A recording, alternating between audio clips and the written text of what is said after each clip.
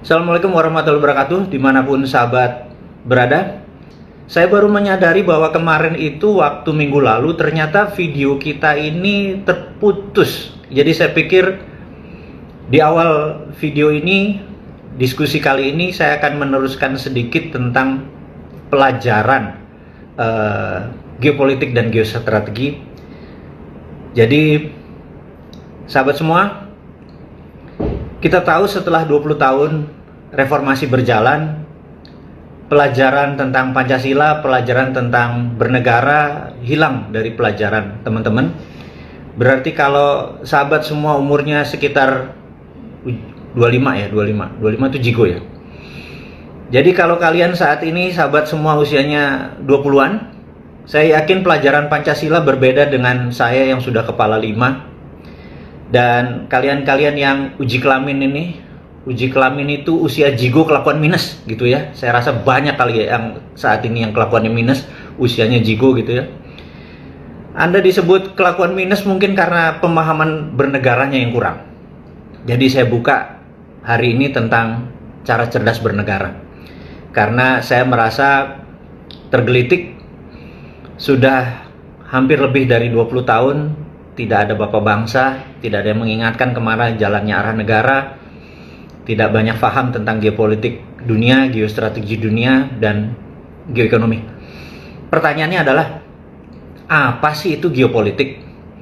Apa sih itu geoekonomi gitu ya? Jadi saya sederhanakan, geoekonomi adalah kekuatan geografi sebuah bangsa atau negara untuk kepentingan ekonomi. Sekali lagi, geoekonomi adalah kekuatan geografi sebuah negara yang dimanfaatkan untuk kekuatan ekonomi. Itulah namanya geoekonomi. Kalau geopolitik adalah kekuatan politik berdasarkan geografi sebuah negara yang dimanfaatkan untuk kepentingan negaranya. Jadi kita kasih ilustrasi sederhana. Indonesia punya 5 laut di dalam negara. Dan hampir tidak ada negara yang memiliki laut di dalam negara. Biasanya punyanya selat. Jadi kita ada laut Arafuru, kita ada laut Banda, kita ada laut Jawa gitu ya. Itu adalah laut. Jadi bagaimana memanfaatkan kekuatan geografi tadi untuk kekuatan ekonomi. Kemudian kita tahu di dunia ini ada 6 selat utama. Disebut major strait atau selat utama karena selat itu dilalui oleh kapal-kapal niaga besar. Jadi misalnya tanker gitu ya, kapal-kapal besar. Seperti juga mother vessel, kapal kargo yang sangat besar. Nah, 2 selat itu seperti terusan Suez dan Panama, dua-dua itu memang luar biasa padatnya dengan kapal-kapal besar. Dan dari 6 selat dunia itu 4 ada di Indonesia gitu. Nomor 1 adalah Selat Malaka, nomor 2 adalah Selat Sunda, nomor 3 adalah Selat Makassar, dan yang terakhir adalah Selat Lombok. Jadi saya sekedar mengingatkan sahabat semua bahwa kalau kapal dari Jepang, dia turun dari utara, masuk Selat Makassar, masuk ke Lombok, baru belok ke arah Timur Tengah atau Eropa. Kalau dari Australia, kapal Australia mau ekspor batu bara atau nikel atau apapun dari Australia menuju Cina, menuju negara utara Indonesia, maka Australia juga akan lewat Selat Lombok, lewat Selat Makassar, dan arahnya ke utara Indonesia. Nah, kapal-kapal Cina masuk dari Laut Cina Selatan, turun ke arah Natuna, turun ke arah Singapura, tapi dia juga punya Port Kelang di Malaysia. Jadi tidak harus kapal dia landing atau merapat di Singapura, bisa langsung Port Kelang atau langsung lewat. 1 tahun yang lewat di Selat Malaka, vesselnya lebih dari 100.000 hanya dari Cina saja. Jadi betapa pentingnya Selat Malaka bagi Cina. Kita urai ya, negara di utara Indonesia itu semuanya negara produsen. Jepang, Korea Selatan, Taiwan, Hong Kong.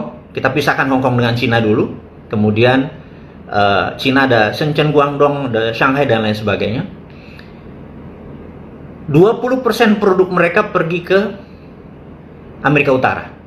Yang 80% pergi ke Afrika dan Eropa, selalu melewati Selat Malaka. Karena itu sejak 2009 Cina merasa penting untuk menguasai Selat Malaka, makanya ada sebuah strategi oleh Cina yang disebut Malaka Dilema. Kenapa Cina menyebutnya Malaka Dilema? Karena kalau Indonesia sama Malaysia itu kompak, kita gapit itu Selat Malaka, maka Cina ekonominya bisa bangkrut, gitu ya. Nah, yang menarik adalah sejak saat itu, by all means, istilah mereka dengan sangat serius, by all means itu artinya berapa aja biayanya, pokoknya Indonesia sama Malaysia harus berantem aja. Sejak saat itu kita nggak akrab dengan Malaysia, dan itu adalah by design. Jadi kalau teman-teman mempelajari dunia intelijen, mempelajari tentang war game, bahwa perang itu bukan hanya sekedar bedil-bedilan, tembak-tembakan, tetapi perang ekonomi juga memerlukan strategi. Jadi saya kasih contoh. Ini real kasus, cuman saya hilangkan dulu namanya, waktunya, dan peristiwanya, tapi ini kasus yang nyata. Suatu hari di kawasan Cikarang ada pabrik pembuat rem, gitu ya. Mereka ini satu hari, satu orang yang bekerja bisa membuat 7 rem ini. Kemudian mereka dapat order dari Jepang untuk membuat rem tersebut. Yang terjadi adalah menarik. Ternyata mereka hanya mengerjakan 5,5, 6, sehingga harus lembur. Dari 6.000 karyawan itu harus lembur untuk mengerjakan 7. Lembur sampai jam 7, ternyata setiap minggu perusahaan harus membayar 1 miliar, 2 miliar uang lembur, gitu. 1 bulan dia paksa SPI, SPSI-nya, buruhnya, dia ini tetap aja nggak bisa. Padahal dulu sebelum ada kontrak itu 7 itu di tangan, gitu ya. Apa yang terjadi? Setelah itu dia minta bantuan kami, kita full tim ke sana, kita review. Kami ini, saya tanda petik dulu ya, nanti jangan teman-teman jangan komentar kami itu siapa, nanti aja, sabar aja, gitu ya. Kita melakukan reviewing, kemudian ketemulah 6 gegeduknya, gitu ya, 6 gegeduknya, bahwa inilah penyebabnya. Nah, 6 orang ini dipanggil ke pusat, 2 disekolahkan ke luar negeri, ke Jepang, 2 dinaikkan pangkat, 2 dipindahkan tapi pangkatnya naik. Setelah itu 6.000 orang ditekan, suruh mengerjakan, ternyata bisa, sehari bisa 7, bisa 8, dan tidak ada lembur lagi. Dan 6 orang ini kita review, ternyata ada yang menarik. Setahun yang lalu kata mereka ada orang dekat sekali dari Malaysia, dia sering dikasih uang, anaknya sakit dikasih biaya, dan sangat dekat, udah kayak saudara katanya. Mereka inilah, orang-orang inilah yang menginspirasi katanya bahwa jangan sampai kalau kita mau uang banyak, jangan turuti maunya perusahaan, kita perlambat dia, dan lain sebagainya, dan lain sebagainya. Jadi ada yang menginspirasi, gitu ya. Kita kejar lagi, baru kita sadar bahwa ternyata Malaysia ingin kontraknya itu pindah ke Malaysia. Jadi dengan pekerjaannya itu pelan, dengan pekerjaan itu jadi mahal, project itu pindah ke Malaysia, karena Malaysia punya perusahaan yang sama.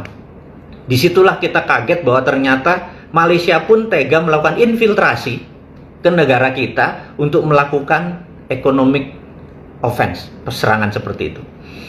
Hal seperti ini terjadi banyak dan kami udah tahu lama hal-hal seperti ini. Sekali lagi, bernegara itu tidak sesederhana mengelola sebuah kecamatan atau mengelola hal-hal yang bersifat normatif bahwa wacana-wacana. Enggak, rumit sekali bernegara itu, gitu ya. Nah, Anda sahabat semua, mudah-mudahan dengan cerita tadi Anda mulai ngeh bahwa bisnis itu ada bisnis intelijen loh, ada marketing loh, yang bukan sekedar kita bilang, waduh ini harga murah beli, harga jual, harga tinggi jual, gitu ya. Enggak sesederhana itu. Oke. Inilah yang saya ingin sahabat semua, sahabatnya Bosman ini, bernegara itu sangat cerdas, gitu. Saya mau tambah lagi, biar puas sekaligus bersemangat bahwa bahwa negara bukan sekedar ngurusi corona selesai ngurusin ekonomi, enggak seperti itu gitu ya. Saya mau tambah lagi. Anda tahu bahwa di tahun 2001 atau 2002 saya lagi di puncak, lagi di hotel di puncak, saya sendirian. Saya ada rapat waktu itu kalau nggak salah. Kemudian saya menyetel TV gitu ya. Di TV itu ada seorang penyanyi cewek melakukan gerakan sangat erotis yang kemudian hari dikenal dengan gerakannya goyang ngebor kalau nggak salah. Dia adalah Inul gitu ya. Saya waktu itu begitu melihat, saya langsung tepok jidat, astagfirullahaladzim gitu ya. Terus nggak lama kemudian saya bilang alhamdulillah gitu ya. Anda mudah-mudahan paham maksud saya. Saya melihat sesuatu yang luar biasa gitu ya. Tapi mendadak 3 bulan kemudian geger di media bahwa goyang Inul itu haram, nggak boleh, dan lain sebagainya. Oke, saya selesai dulu. Beberapa tahun kemudian, sahabat saya memiliki teman lama di Malaysia yang dia juga adalah orang petinggi tapi udah pensiun. Senior saya jauh sekali di Malaysia. Suatu hari dia datang ke Indonesia liburan dan saya jemput dia untuk makan malam, dinner. Kemudian dia ingatkan saya, dia bilang, brother, ingatkah waktu itu katanya zaman Inul? Ingat, dia bilang gitu. Apa yang kamu lakukan di Indonesia? Saya bilang, wah sayang, saya gagal membuat Inul terkenal karena tahu-tahu Inul sudah dinyatakan haram oleh MUI dan lain sebagainya. Itulah katanya gitu. Itu saya yang operation. Saya bilang, terangin lagi, saya bilang gitu. Jadi dia bilang, Malaysia pun waktu melihat pertama kali Inul goyang itu, mereka langsung tepok jidat dan bilang, astagfirullahaladzim, katanya gini, gila ini katanya gitu ya. Lalu apa yang komentar yang mereka dapat adalah begini, teman-teman. Jadi Malaysia itu ada 5 juta penduduk Malaysia yang penggemar dangdut. Di luar TKI, TKW ya, penggemar dangdut. Kalau Inul sampai meledak, kemudian orang Malaysia tergila-gila sama Inul, maka produk Indonesia akan masuk ke Malaysia, gitu ya. Dan ini nggak boleh katanya. Jadi dia melakukan infiltrasi, dia bayarlah ulama lah, dia bayarlah organisasi sini bayar untuk menyatakan Inul itu haram gitu ya. Begitu berhasil dinyatakan oleh MUI haram, Malaysia tepuk tangan. Saya tepok jidat. Saya bilang, lu nggak ngerti ya bernegara ya. Saya bilang gitu. Kalau lu nggak terima goyang Inul nggak usah di Indonesia tapi diekspor aja seperti K-pop gitu ya.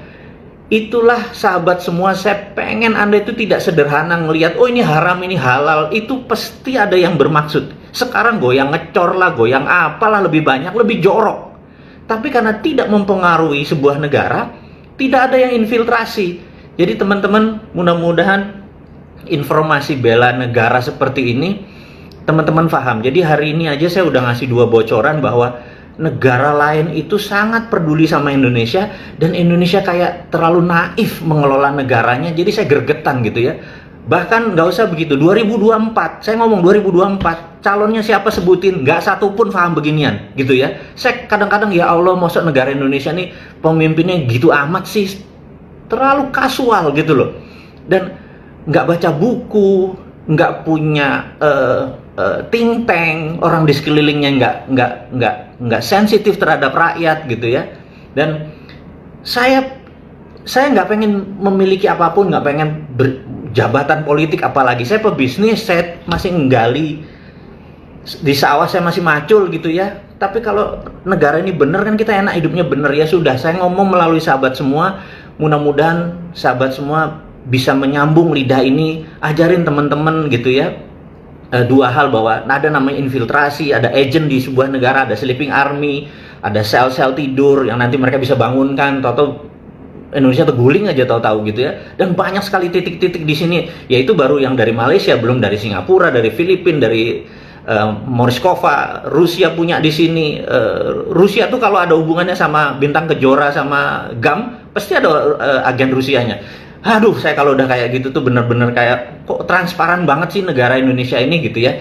Jadi saya gugah teman-teman untuk peduli bahwa ya udah saya kasih pelajaran. Jangan-jangan memang selama 20 tahun Di sekolah tidak diajari, bapak bangsa tidak mengerti banyak. Teman-teman dulu yang senior-senior ya, yang usia udah 70 tahun, yang pernah ikut Cold War, yang pernah ikut perang Vietnam, pernah ikut perang Timur Timur, udah senior-senior, dia nggak bisa ngajarin lagi karena ada generation gaps gitu ya. Ya udah, kita pelan-pelan aja, pelan-pelan aja. Ada 278 video, saya pelan-pelan. Saya dibilang teori konspirasi kayak, mau dibilang nggak paham apa yang terjadi, nggak peduli. Saya cukup waktu untuk bersabar, saya cuma bisa kasih 5 menit, padahal saya pengen ngasih berjam-jam gitu ya. Sekali lagi, saya cukup bersabar untuk Anda pinter, karena makan kue gede sekaligus pasti Anda nggak kuat, lebih baik dicemilin pelan-pelan gitu ya. Oke, kemarin, kita lanjut video kemarin ya. Sekali lagi, kita lanjut video kemarin, karena ternyata terpotong gitu ya, terpotong. Jadi saya review sebentar ya, setuju ya teman-teman ya? Setuju ya teman-teman? Jadi saya sekedar mengulang bahwa tahun 45, tahun 44, sebelum Perang Dunia Kedua berakhir, Amerika memanggil seluruh negara Eropa, negara-negara yang bakal menang perang, di kota kecil namanya Bretton Woods, di utara Boston, 1 jam di utara Boston, kota kecil sekali. Dan di Bretton Woods tersebut ada beberapa hal yang sangat fundamental. Nomor satu adalah disetujunya dolar sebagai world currency, kemudian disetujunya berdiri IMF, International Monetary Fund, IMF, untuk memonitor dana, dan rule of thumb-nya adalah Amerika punya 26% suara,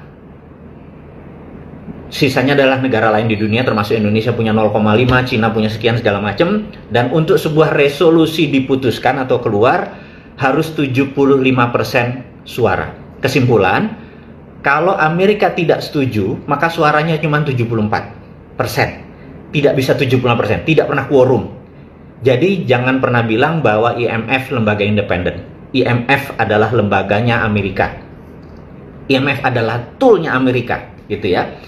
Untuk bukti, kenapa kantor IMF nggak di New York, kenapa kantor IMF nggak di London, kantor IMF ada di Washington. Itu artinya memang wilayah Washington. Kemudian berdiri World Bank untuk mengontrol currency dan mengontrol IMF tadi, menjadi 3 kesatuan. Nah, teman-teman, setelah disetujui, maka Amerika melakukan namanya Operation Paperclips. Di Operation Paperclips, Amerika mengambil 1.100 ilmuwan Jerman, ditarik. Begitu 1.100 ilmuwan Jerman udah dibawa ke Amerika, maka Rusia nyerbu Jerman, Jerman rata tanah, selesai. Jadi sejak saat itu seluruh teknologi, seluruh orang pinter kesannya pergi ke Amerika semua. Dan Amerika dari dulu adalah land of freedom. Jadi saya cerita Amerika dulu, jangan bilang saya anteknya Amerika. Sabar ya, ini ada pro cebonger ini kadang-kadang bilang, wah ini anteknya Amerika nih. Saya ini NKRI garis lurus, saya nggak suka Amerika, saya nggak suka Cina, paham ya? Ini sekedar di hari saya NKRI garis lurus. Tapi saya harus memberi pelajaran supaya Anda paham. Nanti saya cerita bangsatnya Cina, sekarang saya cerita dulu bangsatnya Amerika gitu ya. Nah, kemudian Amerika melakukan yang namanya memecah wilayah. Ini kan adalah how the world work, bagaimana cara dunia bekerja gitu ya. Kemudian Afrika Selatan, Afrika atau selatannya Eropa ini adalah untuk memfeed Eropa. Amerika Selatan adalah untuk mengasih makan Amerika Utara gitu ya. Kemudian Timur Tengah dijadikan wilayah energi, dan karena di sana kalau satu nanti berdominan dibelah 18 negara gitu ya, supaya mereka berantem di dalam. Kemudian India, Asia Tenggara dan Cina adalah marketnya. Jadi teman-teman sekedar mengingat bahwa pasar ini dari dulu memang Cina, India dan Indonesia adalah pasarnya. Jadi mereka barangnya dari Afrika dan Amerika Latin dikirim ke Amerika Utara, dijualnya ke sini. Udah mulai paham ya gambarannya. Kemudian tahun 80-an di mana Rusia mulai membentuk namanya Uni Soviet, Amerika itu memang harus enemy centric approach. Amerika itu harus punya musuh gitu ya. Jadi peranglah dia dengan Rusia, karena dia dengan berperang ekonominya tumbuh, karena 25% income Amerika datang dari industrial complex, military industrial complex. Harus diingat ya, bahwa kalau kita APBN kita kan semuanya dari pajak. Kalau Amerika 25%-nya datang dari military industrial complex. Karena itu harus ada perang, kurang ajar kan? Ya, dan ingat, 70% atau 80% perang di dunia saat ini semua di negara penghasil fossil oil. Dicatat tuh ya. Jadi semua terjadinya perang selalu di negara-negara penghasil fossil oil atau penghasil minyak. Jadi asalnya diperangin aja terus. Nah, di tahun 89 Amerika lagi fokus di Afghanistan, lagi Taliban, lagi fokus di mengusir Soviet. Mengusir Soviet, dia menarik pasukan-pasukan Muslim untuk diajari 40 negara, namanya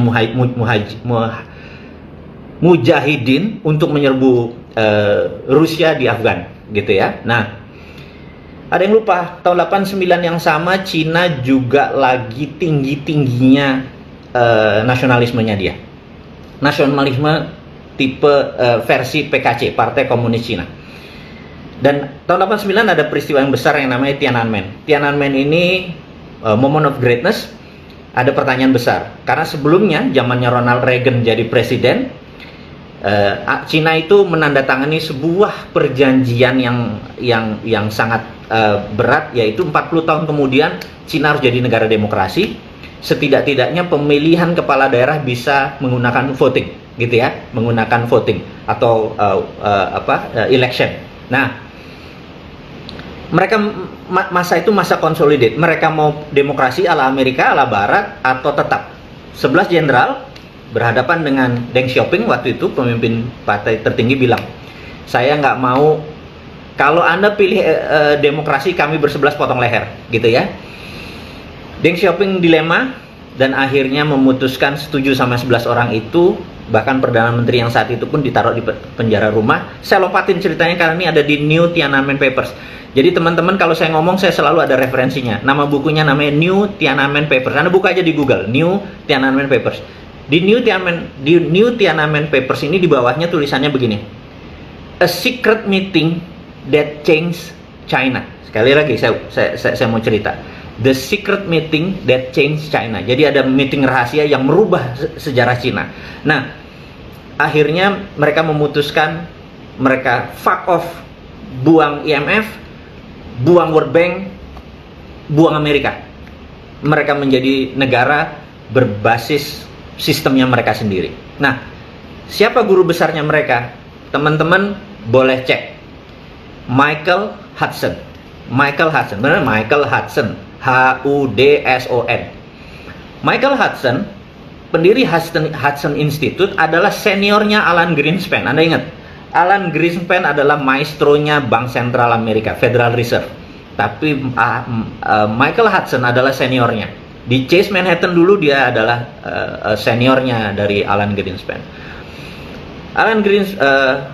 Michael Hudson dari tahun 70-an memang sudah memberikan terobosan-terobosan besar, sehingga idenya dia diterima oleh Amerika di tahun 71. Jadi 15 Agustus 1971 Amerika deliberate. Amerika menyatakan setiap printing money tidak perlu pakai emas lagi.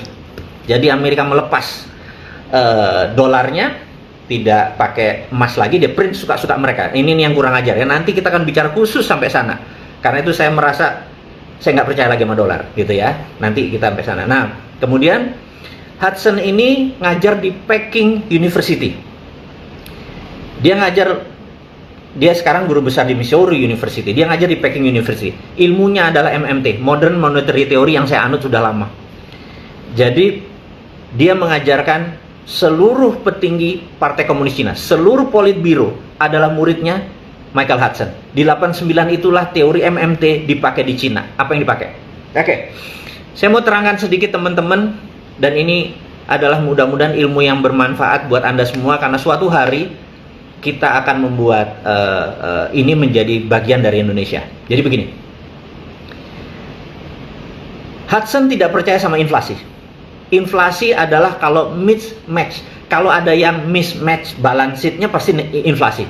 Jadi kalau itu nggak mismatch, pasti tidak ada inflasi, ya. Itu rumusnya dia. Jadi kalau ada inflasinya 7%, sudah pasti mismatch, pasti produksinya tidak sesuai dengan uang beredar, gitu ya. Jadi sesimpel itu. Nah, untuk itu apa yang dilakukan oleh pemikiran sederhananya. Jadi di Cina itu punya dua mata uang, ada renminbi, ada yuan. Ini kita bicara tahun 89, bukan sekarang, karena sekarang udah hampir satu lagi. Jadi yuan beredar di luar Cina, renminbi beredar hanya di dalam Cina, gitu ya. Nah, Renminbi ini dicetak bukan berdasarkan aturan IMF, ada emas, ada pinjaman, ada loan, ada model kayak mega bintang menteri sekarang ini. Apa-apa harus pakai pinjaman, apa-apa harus pakai dolar gitu ya. Mindsetnya begitu. Beda sama yang Cina lakukan. Pokoknya ada underlayingnya. Underlayingnya bisa apapun. Bisa sumber daya alam, bisa bisnis, atau project, atau emas, atau dolar. Terserah. Nah, sebagai contoh. Misalnya saya Presiden Sontoloyo untuk Republik Sontoloyo gitu ya. Kita ambil kecil, ambil 2000 hektar tanahnya Sultan Ground, ini yang ngawur aja gitu ya. Nah, kemudian Menteri Perumahan Rakyat bilang, Pak Presiden lapor, saya pengen atau kita nih harus membuat 1 juta rumah murah, kita perlu 100 triliun. Oke, maka saya sebagai presiden bilang, oke, Ibu Menteri Keuangan tolong print 100 triliun, kasih ke Pak Menteri Perumahan Rakyat. Dan saya bilang, Pak Menteri, kamu nanti pokoknya tidak boleh ada barang impor. Besinya, semennya, kayunya, semua harus lokal. Dan dihitung benar-benar harga satu rumah berapa, tidak boleh ada bunga. Nanti begitu orang bayar, uang tersebut kasih ke Menteri Keuangan, uangnya masuk itu harus dibakar. 100 triliun tadi dikirim ke Menteri Perumahan Rakyat, langsung pabrik-pabrik di Tegal, pabrik-pabrik di mana, di seluruh Indonesia, pabrik semen, pabrik kayu, batu, bata, kusen, semua nyala gitu ya, dibangun, kemudian rakyat membayar, entah nyicil entah tunai, begitu uang masuk dibakar. 5 tahun kemudian begitu barang ini jadi, misalnya 100 triliun udah dapat, kirim ke bank lagi, bakar uangnya gitu ya, selesai. Begitu dibakar tidak ada inflasi karena underlayingnya proyek gitu ya. Itu karena itu di Cina dengan cepat mereka bangun, karena apapun renminbi bangun gitu ya. Nah, Anda mudah-mudahan teman-teman sahabat semua sudah mulai menyadari bahwa akhirnya tumbuhnya cepat tumbuh, tapi yuannya bagaimana gitu ya. Mereka kan tetap perlu nilai yuannya tinggi gitu ya. Nah, caranya gampang. Kalau Indonesia nih, kita Indonesia udah menerapkan rupiah biru sama rupiah merah. Rupiah merah di luar negeri, rupiah biru di dalam negeri gitu. Jadi yuan sama renminbi. Nah, kita langsung bilang, oke, kita operasi intelijen. Kita kirim intelijen kita ke Papua Nugini, ke Filipina, ke Malaysia, ke mana aja kita kirim. Usahakan orang ini mendekati pemimpin-pemimpin yang di negara-negara, calon pemimpin atau pemimpin. Tidak perlu presidennya, tidak perlu perdana menterinya, tapi orang dekatnya gitu ya. Nah, misalnya dari Papua Nugini lapor Pak, kita sudah dapat orang yang sangat ambisius, dia bisa jadi presiden, dia bisa jadi perdana menteri Papua Nugini. Oke, jadiin dia deh gitu ya, berapapun biayanya jadiin. Terus suruh dia nanti buat proyek, pokoknya duitnya ada, pokoknya dia tinggal kerja aja gitu ya. Ini contoh ya, ini contoh buat ilustrasi. Nah, teman-teman, kemudian begitu orang itu menang jabatannya perdana menteri, orang di sekelilingnya bilang, oke, buat yang lama balik modalnya. Jadi kayak jalan tol, jembatan, pelabuhan, pokoknya yang balik modalnya lama aja, kalau perlu dia nggak bisa bayar gitu ya. Nah, begitu dihitung, katakanlah jumlahnya 10 billion dolar, anggap dalam rupiahnya adalah 100 triliun rupiah. Lalu apa yang kita lakukan ini di Indonesia?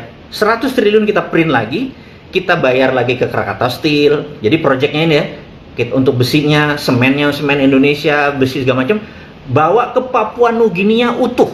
Ingat ya, bawa ke Papua Nugini utuh.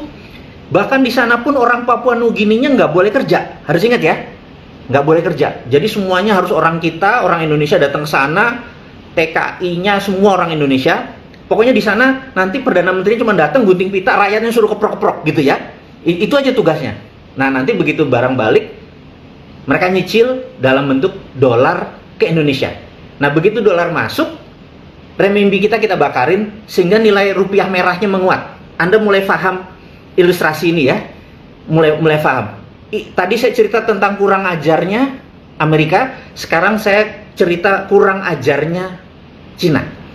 Jadi kalau sebuah negara tidak berdaulat, silau dengan asing sama asing, maka kelihatannya keren, gitu ya. Dan bagi saya hal ini naif, gitu ya.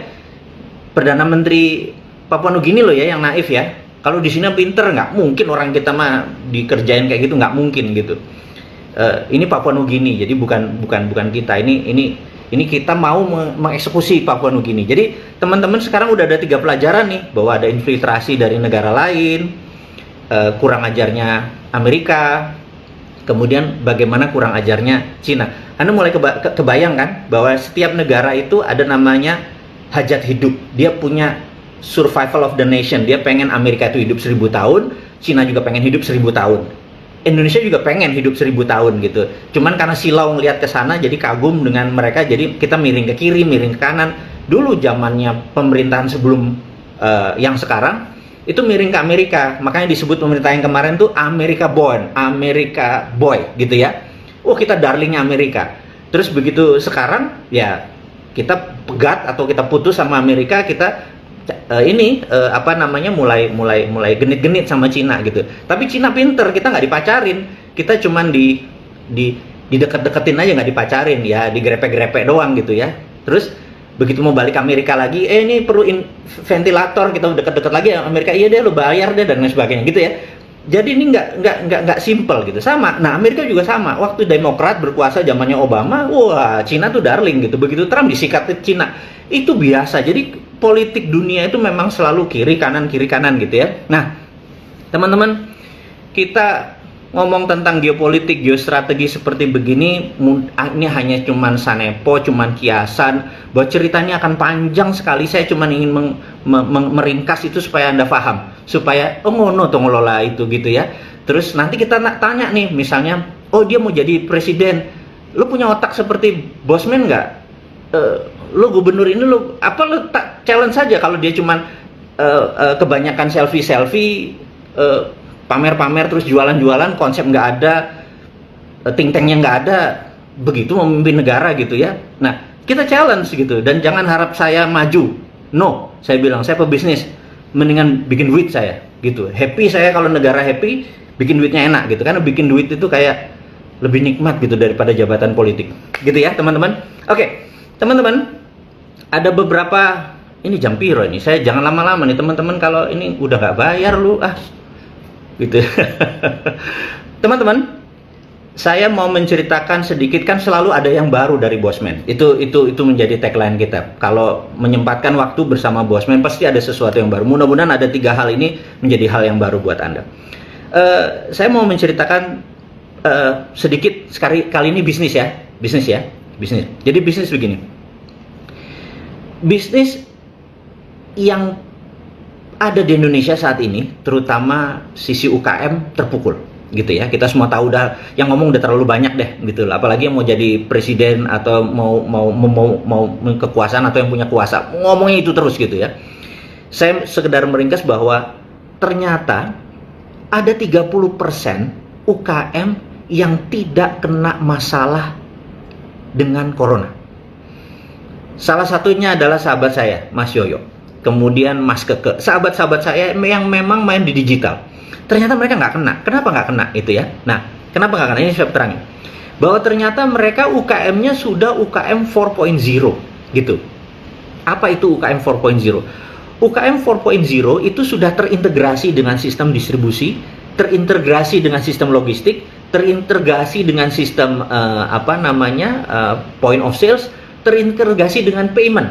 Bayangin, kalau Anda jualan aqua yang khusus misalnya, bener-bener keren di daerah Anda, dengan di Pandaan misalnya Anda punya sumber mata air, kemudian Anda jual, orang tuh mau bayar pakai OVO, sementara Anda tidak bisa nerima pakai OVO. Anda mau bayar pakai GoPay nggak bisa, mau bayar pakai PayPal nggak bisa, harus tunai. Anda transaksi jadi tidak jadi karena Anda tidak bisa menerima pembayaran. Jadi UKM 4.0 bisa menerima 9 macam pembayaran gitu ya. Jadi tadi terintegrasi semua, termasuk menerima pembayaran. Nah, saya ini mempunyai platform untuk UKM bisa menjadi 4.0.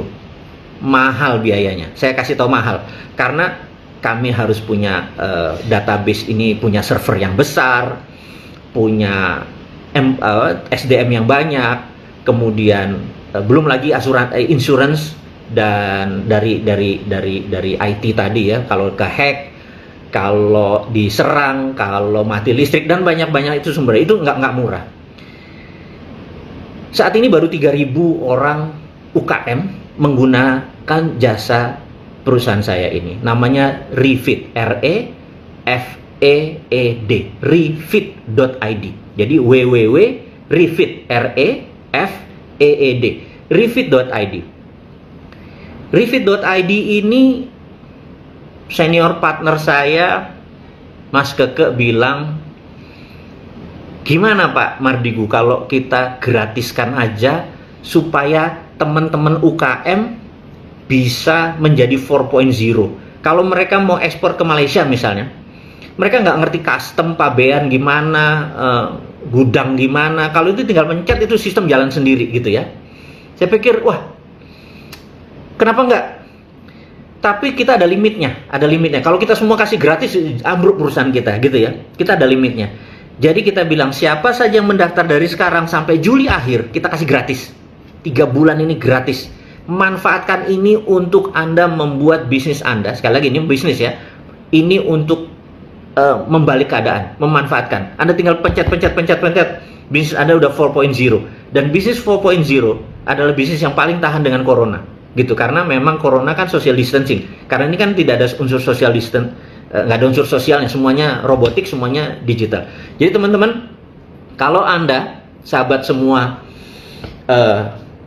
ingin keluar dari masalah UKM Anda, masuk ke UKM 4.0, dan ini free sampai bulan Juli akhir. Itu sedikit kontribusi dari saya. Saya bukan tipe yang ayo kita harus ubah ininya, itu udah lewat. Sekarang kita harus action. Jadi actionnya gimana? Join refeed.id gitu ya. Nah, terus teman-teman yang ingin membaca buku baru yang saya terbitkan, buku baru ini apa? Jadi saya merasa anak-anak kecil kemarin itu yang uji kelamin itu, yang usia jigo kelakuan minus itu, kaum milenial itu mau jadi oligarki milenial itu menampar saya bahwa kok di Indonesia ini nggak ada sih orang yang ngingetin orang lain kalau salah gitu ya. Saya ini mungkin dididik Jawa, jadi ayah saya itu almarhum bilang gini, kamu kalau salah tak kablengi, tapi kalau bener jangan harap pujian, karena wayai ngono memang harus begitu gitu ya. Jadi bener jangan harap pujian. Jadi nah, anak-anak ini kalau salah ya harus ada yang ngamplengi gitu ya. Lu salah, lu tidak pakai tender, lu ngambil 5,6 triliun, lu salah, kamplengi gitu loh. Dan jangan dibela, oh dia masih kecil, dia masih nggak ngerti, pakai logo istana. Saya bilang, kenapa dibela lagi sih? Saya bilang kayak lu salah, bilang salah gitu loh. Nah, ini udah keterlaluan, bangsa ini sudah terlalu, menurut saya sih, membiarkan hal-hal seperti itu. Apa yang terjadi nanti? Ini generasi yang tadinya mau kita buang nih, nanti 2024 kalau perlu yang kepala 60 tuh coret aja semua, gitu ya. Mendadak anak-anak ini diajarin lagi, mereka jadi oligarki baru gitu ya. Dan kapan kelarnya gitu? Anda tahu oligarki kan? Oligarki adalah sekelompok orang mengendalikan pemerintahan, itu namanya oligarki. Oligarki itu ada di setiap negara, terutama di Rusia. Rusia itu oligarki. Kalau di Amerika bukan oligarki, namanya plutokrasi. Orang kaya mengendalikan pemerintahan, gitu ya. Jadi dia kaya, misalnya ada peraturan dia bayar supaya setuju sama ini. Misalnya mereka adalah penghasil bunga matahari atau minyak dari bunga matahari, sunflower oil. Musuhnya adalah CPO. CPO kita ini musuhnya sunflower oil. Jadi the winners-nya saat ini adalah minyak bunga matahari, the winner-nya. Kemudian ada incumbent, kemudian penantangnya namanya CPO, crude palm oil gitu ya. Itu mereka bisa bayar regulator, bayar undang-undang supaya CPO dilarang. Itu namanya plutokrasi. Orang kaya mengendalikan jalannya pemerintahan. Mudah-mudahan Indonesia negara yang benar, di mana tidak ada oligarki, tidak ada plutokrasi. Keterlaluan kalau negara ini sudah nggak punya misi visi ke depannya, nempel sama asing-asing, di dalamnya ada plutokrasi sama oligarki. Capek deh gue ngomong kalau kayak gini nih. Emosi lagi kalau ngomong politik. Balik ke bisnis, gitu ya. Oke. Jadi saya merasa harus hadir dengan sebuah kontribusi tentang integritas. Integritas adalah do the right thing when no one see you. Melakukan hal yang benar ketika tidak ada orang yang lihat Anda, gitu ya. Saya pikir, oke, kita buat bukunya. Judulnya ya bisnis tidak seanjing itu kawan, gitu. Anjing itu kan gigit, anjing itu njilat gitu ya. Untuk berbisnis itu Anda harus jadi lion gitu ya. Nah gua ini kan singa tua gini ya, luka lagi gara-gara BUMN, ngamuk lah gua gitu ya. Jadi saya mengingatkan sebagai singa tua ini yang sudah tak bermahkota lagi, hanya mengingatkan kepada mereka, lu tuh singa, jangan jadi anjing gitu loh. Jadi buku ini adalah bisnis tidak seanjing itu kawan, adalah bicara tentang integritas. Ada sekitar 50 judul tulisan yang saya tulis, pengalaman-pengalaman saya bahwa begini loh do the right thing when no one see you gitu ya. Misalnya do the right thing when no one see you tuh misalnya kayak siapa? Sandi, sahabat saya, Chief Sandi. Dia Senin Kemis dan dia nggak pamer, gue puasa Senin Kemis gitu. Kalau Bosman ini ya Senin Kemis, hari Senin nyeneni, hari Kemis ngemis. Tolong Pak gitu ya. Itu sama Senin Kemis ya, dia spiritual, gua gembel gitu ya. Nah, itu yang membedakan do the right thing when no one see you. Nah, kemudian saya juga ini mungkin terakhir ya, saya juga merasa ingin berkontribut karena teman-teman Rumah Yatim Indonesia kemarin kami nggak pernah ngeluh. Rumah Yatim bercerita, kami tegar, tapi gara-gara COVID kami apa-apa harus sendiri. Masker kami harus buat sendiri, saniter kami harus buat sendiri. Tapi begitu in term of money atau sumbangan, mendadak semua orang lagi kuanfu sakum wa ahlikum. Jadi baru dirinya sendiri dan keluarganya. Jadi untuk anak yatim gemeter nih. Saya gemeter, asli. Karena untuk menghidupkan berapa anak ya terpaksa bulanan saya drop gitu ya. Tapi berapa lama saya bisa tahan. Jadi saya pikir apa ya kontributnya gitu ya. Saya bilang sama anak-anak, sama kakak asuhnya bilang, gini deh, saya punya video judulnya Vision 2030, bagaimana saya melihat tahun 2030 Indonesia bagaimana menjadi domination, untuk Indonesia menjadi mendominasi, dan bagaimana kita mendistrak the world, dunia ya, bukan sekedar Indonesia. Jadi Anda sebagai UKM bagaimana, Anda sebagai profesional bagaimana, negara itu bagaimana, semua saya rinci di sana, di Visi 2030, dan seluruh keuntungannya buat Rumah Yatim Indonesia. Gua kalau ngomong yatim, susah. Oke, kita jadi teman-teman kalau Anda ada uang sedikit, kami Rumah Yatim kalau bisa jangan disumbang, tapi beli aja itu Visi 2030, karena ini biar kami independen, biar kami nggak punya utang budi, biar kami berat loh nerima sumbangan itu. Anda tahu, saya 24 tahun ngurusin dunia kepantian. Kalau bisa jangan berutang deh gitu ya. Gitu.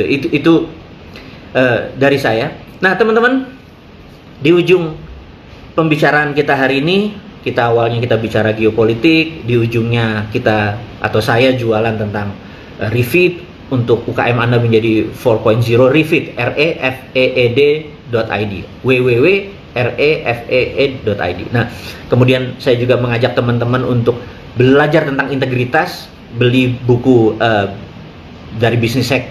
Ini adalah bisnis nggak seanjing itu, karena Anda adalah seorang singa, Anda adalah seorang lion, Anda adalah king gitu ya. Anda nggak harus jadi gembel, nggak harus ngejilat gitu ya, apalagi Anda masih muda-muda. Buku ini adalah buku pengalaman saya, bagaimana saya gagal, bagaimana saya berhasil, bagaimana saya harus melakukan sesuatu yang benar dan saya ditempelin. Biar aja saya yang salah, Anda ambil yang benar-benarnya aja. Terakhir, video Vision 2030. Saya coba, kalau Anda mau beli Vision 2030, Anda bisa baca ini nggak? Ini nomornya adalah 087884335080. Ini khusus untuk Rumah Yatim Indonesia dengan Mbak Zeta. Anda catat. Ini ada video, Anda catat ya. Nanti itu adalah Anda untuk belajar tentang forecasting, melihat apa yang terjadi 2030.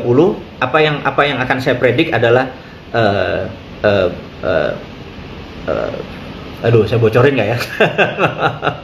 Gini deh, minggu depan saya akan bocorin apa yang akan terjadi, dan Anda siap-siap akan terkaget-kaget. Ternyata Indonesia demikian powerful, demikian kuat, dan kita gandengan aja. Dan saya udah nggak sabar sebenarnya untuk membuka ini semua. Bukan teori, bukan hanya visi, tapi benar-benar action plan, dirinci sangat detail. Baik sahabat, mudah-mudahan ngabuburit hari ini dengan Bosman Anda dapat sesuatu yang bermanfaat. Mudah-mudahan Anda bisa melaksanakan ibadah dengan semangat, dan COVID sebentar lagi akan selesai dan kita pasti menang. Dan menang kita karena kita mempunyai strategi menyalip di tikungan yang akan membuat Indonesia menjadi terbaik, gitu ya. Dan untuk rahasia yang akan saya ceritakan, kita tunda sampai minggu depan. Terima kasih sahabat semua. Sampai berjumpa lagi. Assalamualaikum warahmatullahi wabarakatuh. Sukses buat Anda semua.